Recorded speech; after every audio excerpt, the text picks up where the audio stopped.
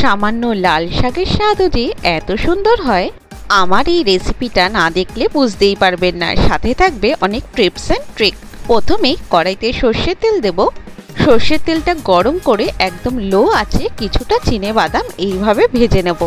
ওই তেলের মধ্যে কালো জিরে ফোড়ন দিয়ে লাল শাকটা দিয়ে স্বাদ মতো নুন দিয়ে একটু সময় রাখলেই শাকটা পুরো মজে যাবে। এই শাকের মধ্যে কোনোদিনও হলুদ ব্যবহার করবেন না, হলুদ ব্যবহার করলে এর কালারটা কিন্তু নষ্ট হয়ে যাবে।